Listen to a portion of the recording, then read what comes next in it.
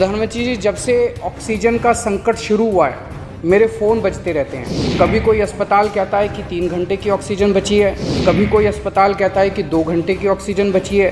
हम कारण जानने की कोशिश करते हैं तो पता चलता है कि पीछे किसी राज्य ने दिल्ली के लिए ऑक्सीजन लाने वाले ट्रक को रोक रखा है। अगर दिल्ली में ऑक्सीजन की फैक्ट्री नहीं है तो क्या दिल्ली के 2 करोड़ लोगों को ऑक्सीजन नहीं मिलेगी? जिस राज्य में ऑक्सीजन की फैक्ट्री है क्या वो दिल्ली की ऑक्सीजन रोक सकते हैं? ऐसे में हम क्या करें? पर सर, मैं आज ये जानना चाहता हूँ कि अगर आज या कल या किसी भी टाइम हमारे दिल्ली के किसी अस्पताल में अगर 1 घंटे की, आधे घंटे की, 2 घंटे की ऑक्सीजन बच जाए और लोगों की मरने की नौबत आ जाए तो मैं फ़ोन उठा के केंद्र सरकार में किससे बात करूं? सर, मैं ये जानना चाहता हूं कि अगर कोई राज्य दिल्ली के कोटे की ऑक्सीजन का ट्रक रोक ले तो मैं फ़ोन उठा के किससे बात करूं?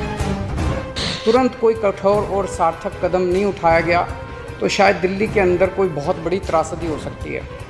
मैं आपसे मार्गदर्शन चाहता हूं सर, कुछ ही राज्य हैं जहां से मैक्सिमम दिल्ली की ऑक्सीजन आती है और जहां सबसे ज़्यादा हमारे ऑक्सीजन के ट्रक रोके जा रहे हैं। मेरी आपसे विनती है, अगर आप उन राज्यों के मुख्यमंत्री को एक बार बोल दें, फ़ोन कर दें कि हमारे ऑक्सीजन के ट्रक ना रोकें तो दिल्ली के लोगों को ऑक्सीजन मिल जाएगी। प्रधानमंत्री जी, कोरोना से देश को बचाने के लिए एक नेशनल प्लान बनना चाहिए। इस नेशनल प्लान के अंतर्गत देश के सभी ऑक्सीजन प्लांट्स को तुरंत आर्मी के ज़रिए केंद्र सरकार टेक ओवर करे। ऑक्सीजन प्लांट से निकलने वाले हर ट्रक के साथ एक आर्मी का एस्कॉर्ट व्हीकल रहेगा तो कोई उस ट्रक को फिर आगे रोक नहीं पाएगा। लगभग 100 टन ऑक्सीजन उड़ीसा और वेस्ट बंगाल से आनी है। हम परसों से, जब से कोटा बढ़ा है, हम कोशिश कर रहे हैं उस ऑक्सीजन को दिल्ली लाने की। मेरा आपसे निवेदन है कि यहाँ से ऑक्सीजन अगर हो सके तो हमें हवाई जहाज़ से उपलब्ध करवाई जाए, और नहीं तो जैसा अभी बताया गया, आपका आइडिया है ऑक्सीजन एक्सप्रेस शुरू करने का, वो ऑक्सीजन एक्सप्रेस शुरू करके वेस्ट बंगाल और उड़ीसा से हमें ऑक्सीजन दिलवाई जाए।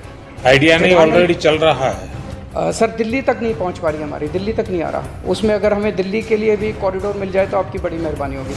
प्रधानमंत्री जी, हमारे देश के वैज्ञानिकों ने इतने कम समय में जो वैक्सीन बनाई है, इसके लिए हमारे वैज्ञानिक साधुवाद के पात्र हैं। आपने इसमें जो प्रयास किए, आपका बहुत बहुत शुक्रिया। अभी सर, केंद्र सरकार ने आदेश जारी किए हैं कि 1 मई से राज्य सरकारें सीधे कोरोना वैक्सीन खरीद सकती हैं। इसके बाद एक वैक्सीन की कंपनी ने अपने रेट जारी किए हैं कि वो केंद्र सरकार को 150 रुपये में और राज्य सरकारों को 400 रुपये में देंगे। सर, एक ही देश में एक ही सामान के 2 रेट कैसे हो सकते हैं? 1 नेशन 1 रेट होना चाहिए।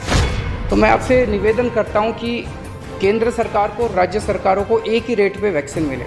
मेरा विश्वास है देश में अगर कोरोना के खिलाफ एक नेशनल प्लान होगा तो हम सभी राज्य सरकारें और केंद्र सरकार मिलके इस दिशा में काम करेंगे। मेरा विश्वास है देश में अगर कोरोना के खिलाफ एक नेशनल प्लान होगा तो हम सभी राज्य सरकारें और केंद्र सरकार मिलके इस दिशा में काम करेंगे।